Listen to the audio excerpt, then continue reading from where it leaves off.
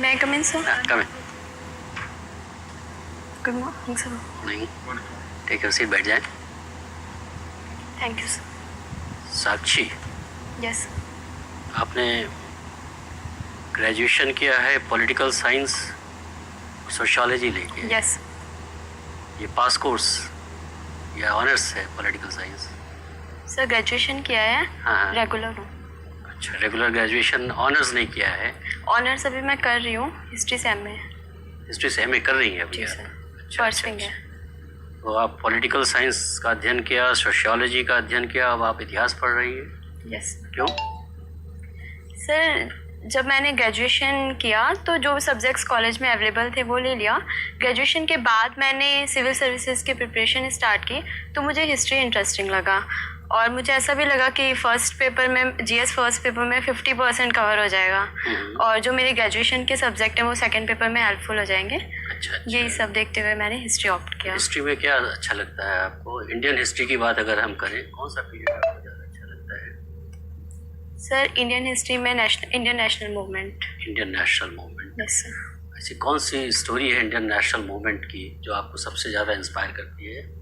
Sir जिस तरह से हमारे देश में पहले उग्रवाद, फिर उदारवाद, फिर गांधी जी ने अंग्रेज़ों का मुकाबला किया, रणनीति बनाई, गांधी जी की जो रणनीति रही और जिस तरह से पूरे देश ने सहभागिता की, ये सब चीज़ें देख के बहुत ही एनर्जी आती है और अच्छा लगता है पढ़ के.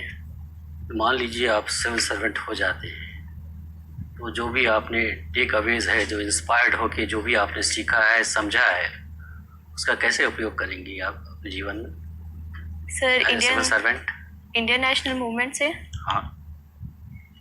सर इंडियन नेशनल मूवमेंट से मैंने ये सीखा है कि हमारे समाज में विभिन्न धर्मों के लोग हैं और हमें हमेशा सबको साथ लेकर ही चलना होगा. अगर कभी भी हम किसी एक पक्ष में जाते हैं या वोट बैंक राजनीति इन सब के चलते किसी एक धर्म का सपोर्ट करते हैं तो उसके परिणाम गलत आते हैं. इसीलिए हमेशा सोसाइटी के हर वर्ग को साथ लेके चलना होगा. दूसरा मैंने ये सीखा है कि पीपल पार्टिसिपेशन बहुत रिक्वायर्ड है. तो एज अ सिविल सर्वेंट मैं हमेशा जब भी कुछ भी काम करूँगी मैं कोशिश करूँगी कि रोल ऑफ पीपल हमेशा इम्पॉर्टेंट हो, उनका फीडबैक लेती रहूँगी और इसके अकॉर्डिंग अपनी पॉलिसीज़ में चेंज करती रहूँगी. तीसरा मैंने ये सीखा है कि महिलाओं का रोल बहुत इम्पॉर्टेंट होता है और एज अ सिविल सर्वेंट मैं हमेशा कोशिश करूँगी कि वुमेन इक्वलिटी हो, वुमेन भी आगे आके अपना रोल पूरा करें. वुमेन इक्वालिटी से आप क्या मीन करती है जब आप कह रही हैं वुमेन इक्वालिटी हो? सर वुमेन इक्वलिटी से मेरा मतलब है कि इकोनॉमिक, पॉलिटिकल, सोशल हर क्षेत्र में उन्हें बराबर का अधिकार मिले, न ज़्यादा न कम. अगर वो किसी चीज़ की योग्यता रखती हैं तो उनको अवसर मिले. ऐसा नहीं कि वो सिर्फ फीमेल हैं इसलिए उन्हें रोक दिया जाए. संविधान ने तो दिया हुआ है इक्वालिटी का राइट. सर कॉन्स्टिट्यूशन ने दिया हुआ है लेकिन हमारा सोशल माइंडसेट पैट्रियार्की बन गया है जिस वजह से काफ़ी उनके लिए सेक्टर्स लिमिटेड कर दिए गए हैं. ये चीज़ नहीं होनी चाहिए. मान लिया जाए आपको डिस्ट्रिक्ट मजिस्ट्रेट बना दिया जाता है, आप यूपी की रहने वाली है ना? Yes sir. यूपी के किसी ज़िले में आपको डिस्ट्रिक्ट मजिस्ट्रेट बना दिया जाता है. Yes sir. पहली बात आपने की कि आप चाहेंगे कि कम्युनल हार्मोनी बनी रहे. Yes sir. Vote bank politics में हम लोग ना पड़े. और एक ही दिन आपको हिंदू समाज आता है आपके पास, कहता है कि साहब हमें रामनवमी का जुलूस निकालना है. मुस्लिम समाज आता है आपके पास कि साहब हमें आज तजिया निकालना है और एक ही रूट से निकालना है हमें. एज डिस्ट्रिक्ट मजिस्ट्रेट आप क्या करेंगे? सर यहाँ पे दोनों दलों की भावनाओं का सम्मान करना चाहिए क्योंकि दोनों ही अपने अपने धर्म को एक तरह से रिप्रेजेंट करना चाहते हैं. इसके लिए मैं उनके लीडर जो भी होंगे उनसे बात करूँगी कि वो एक ही जगह से निकालना, या तो वो अलग अलग रास्ते चुन लें, बट अगर उनकी ज़िद है कि एक ही जगह से निकालना है तो टाइम में थोड़ा सा अंतर कर दिया जाए जिससे दोनों सद्भावना से अपना काम कर सकें. अच्छा, आपने अपने हॉबीज़ में घूमर डांस की जिक्र की है आपने. यस. ये क्या होता है Ghoomar dance? Sir Ghoomar dance एक राजस्थानी फोक डांस है जिसमें कुछ विशेष तरह के सॉन्ग होते हैं जैसे घूमर रमवाने सा, टूटे बाल, इस तरह के सॉन्ग्स पे डांस किया जाता है और इसमें परंपरागत ड्रेस पहनी जाती है, लहंगा, चुन्नी, और ट्रेडिशनल रूप से जब घूमर किया जाता था तो एक ट्रांसपेरेंट घूंघट भी लिया जाता था. ये घूमर की शुरुआत कब हुई थी और क्यों किया जाता था?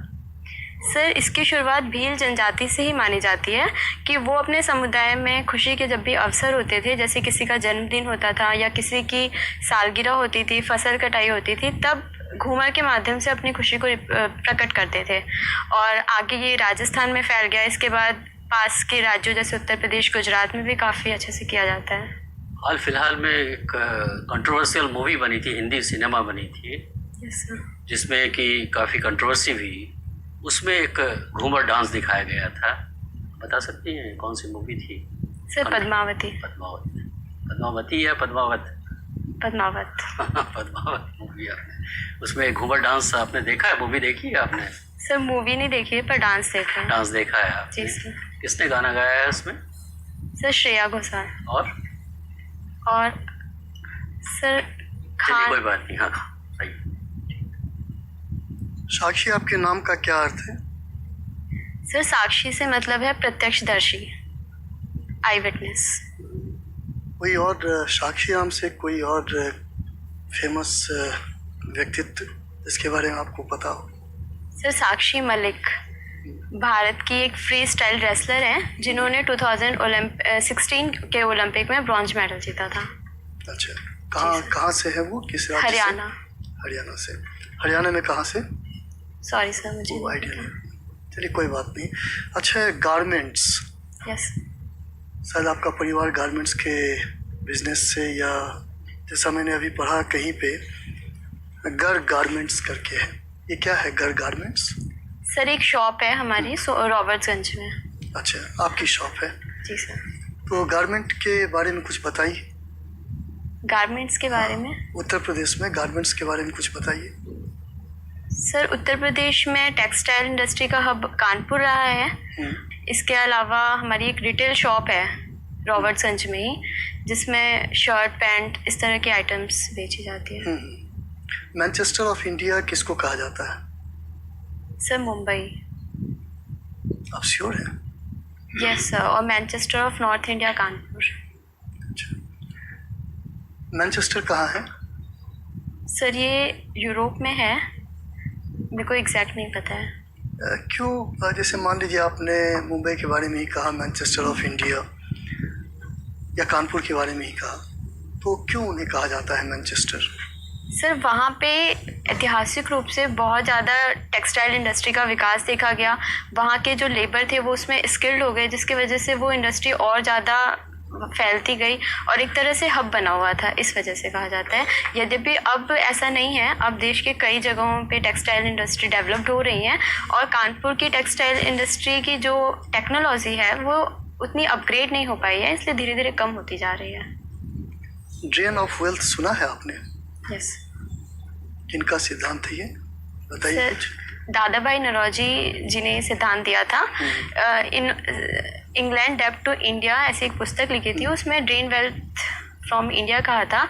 उनका कहना था कि जो अंग्रेज हैं भारत में भू राजस्व, लगान इत्यादि के माध्यम से हमारी संपत्ति को विदेश लेके जा रहे हैं और इसका परिणाम ये हुआ है कि देश में पर कैपिटा इनकम केवल 20 रुपये रह गई है। इसको उन्होंने ड्रेन ऑफ वेल्थ कहा था। अच्छा, कोई मुझे ध्यान आ रहा है डैनियल डिफो की। डैनियल डिफो नाम सुना है आपने? Sorry sir. Robinson Crusoe? नहीं सर। सुना है ना? नहीं सुना है। रॉबिन्सन क्रूसो का भी नहीं सुना है? अच्छा, चलिए कोई बात नहीं है। अब मुझे एक आपने कहीं वेस्ट मटेरियल के बारे में कुछ लिखा हुआ है, यस। ठीक है ना? तो क्या है ये? सर, ये मेरी इंटरेस्ट है। मैं स्कूल टाइम से ही हमारे स्कूल में प्रोजेक्ट्स दिए जाते थे कि पेन स्टैंड बनाना है या फिर घर से जो भी वेस्ट मिलता है उससे कोई शो पीस बनाना है। तो ये मुझे बहुत ही अच्छा लगता था बनाना। घर में भी मैंने अक्सर देखा था मम्मी को कि वो बची हुई उनसे एक अच्छा स्वेटर बना देती थी। तो ये मेरे को एक हॉबी की तरह डेवलप्ड हो गया और मैं जब भी मुझे कोई नया सामान चाहिए होता है, मुझे लगता है कि मेरे पास कोई वेस्ट सामान पड़ा हुआ है जिसका यूज़ करके मैं बना सकती हूँ। अच्छा, वेस्ट मटेरियल के डिस्पोजल के लिए अलग अलग मतलब ढंग से किया जाता है डिस्पोजल, कुछ पता है उसके बारे में? कैसे डिस्पोजल किया जाता है? जी सर, इसके कई तरीके हैं। जैसे एक लैंडफिल करते हैं, ज़मीन में दबा देते हैं। दूसरा इंसिनरेशन होता है कि वेस्ट मटेरियल से हम एनर्जी बना देते हैं, या फिर एक अवायवीय श्वसन के माध्यम से किया जाता है। इसके अलावा एक 4 आवर प्रोसेस होता है जिसमें रीयूज़ के बाद हम उसको रिसाइकल करने की कोशिश करते हैं, जैसे न्यूज़पेपर, प्लास्टिक, और इससे पुनः दूसरे उत्पाद बना देते हैं। कौन सा कंट्री है जो सबसे ज़्यादा वेस्ट मटेरियल प्रोड्यूस करता है? सॉरी सर, मुझे नहीं पता। इसके बारे में ज़्यादा ध्यान नहीं। चलिए कोई बात नहीं। एक और सवाल का मुझे जवाब दीजिए। समाज शास्त्र में, सोशियोलॉजी में एक सोशल बॉन्डिंग करके सिद्धांत है, कुछ पता है उसके बारे में? सब पर्टिकुलर सिद्धांत के बारे में मुझे नहीं पता है, लेकिन एज जनरल सोसाइटी में अगर देखा जाए इंडिया के परिप्रेक्ष्य में, तो इतने धर्मों, जातिगत विविधता है, भाषाई विविधता है, फिर भी सभी एक साथ रहते हैं, टॉलरेंस